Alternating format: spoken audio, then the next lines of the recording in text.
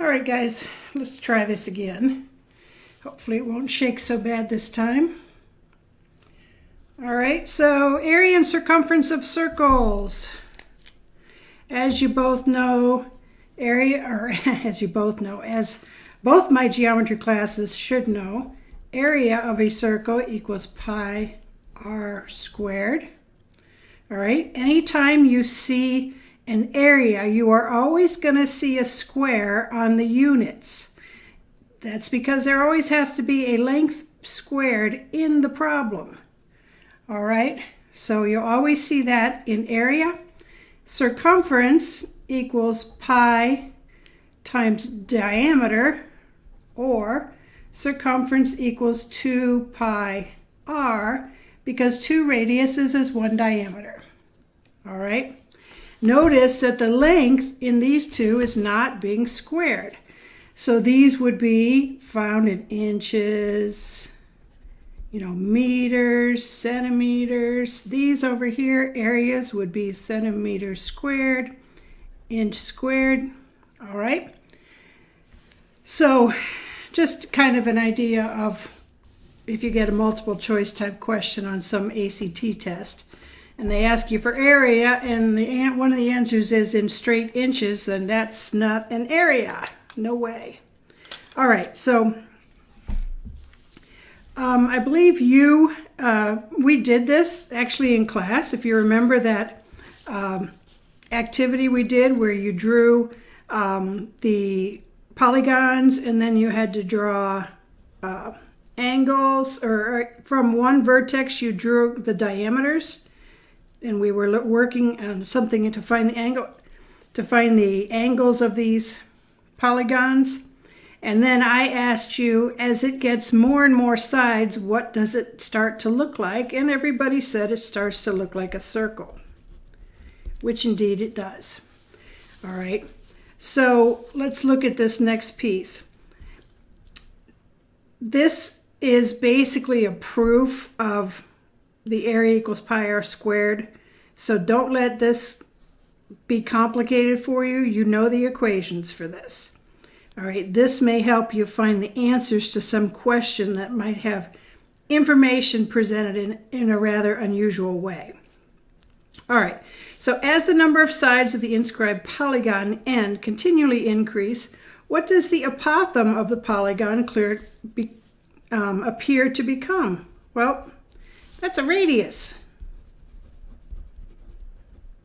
Okay, so that what was an apothem in our area of polygons is now the radius of the circles. All right, and here we got a little bit of algebra 2 speak going on. So as the number of sides of the polygon continually increases, n, again the number of sides, approaches infinity. Okay, and I believe I addressed that with all of you guys in that worksheet. All right, so this piece, perimeter, remember in a polygon, perimeter would be in units, singular units, because it's a length. All right, A, I'm putting it up there, would also be in units such as a centimeter. This is a for example. All right, so you have a perimeter, which is in a circle or in this polygon, the distance around. Okay, and then this piece was 1/2 perimeter times A. All right, so 1/2 perimeter times A, let's see, A would equal 1/2, and the perimeter of a circle is pi r, right? Perimeter of a circle is, 2 pi r, right there, 2 pi r. There's the perimeter of a circle. Okay, and then we have to take it times A, that radius. Okay, and instead of using A, I'm going to use R. All right, so notice when I work this out, the 2's go away. I got 2 times a half, that's a 1. And then I got a pi, an r, and another r. So area equals pi r times r, which is pi r squared. All right, thank you, Mr. Cash, for adding that proof in there. All right, example 1. Frisbee has an approximate area of 154 inches squared and a diameter of 14 inches. What is circumference to the nearest inch? All right, so first thing we're going to do is the trusty old drawing. Okay, and actually, where is it? I have something that does perfect circles. Right there. Next time I'll use it.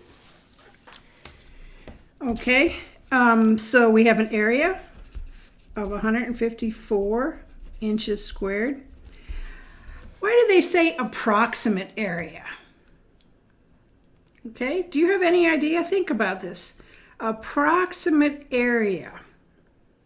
What is one thing in this area that you don't notice that I would be kind of insistent on? Isn't any area that doesn't directly show the number pi, isn't that an approximation? All right, so hopefully some of you thought of that. All right, diameter is 14 inches, which makes this 7 inches. All right, that's our radius. Okay, what is the circumference to the nearest inch? Okay, well, circumference is pi d. Circumference equals pi times d, which in this case is the 14. All right, this problem is a whole lot easier than I thought.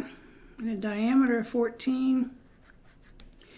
All right, so circumference to the nearest inch, 14 pi, and then we do have to get that calculator out. Oh, where is it? Okay.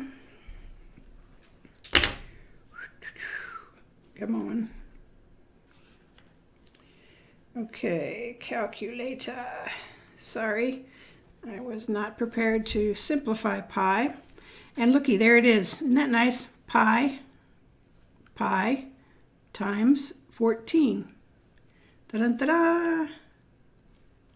To nearest inch. That would be 44 inches. 44 inches, not inches squared, just 44 inches. Because again, circumference is a length, not an area. All right, let me see what the next example is. Discovering pi. All right, I am going to stop this right here for those who want to move forward and just make it a little shorter. Here we go.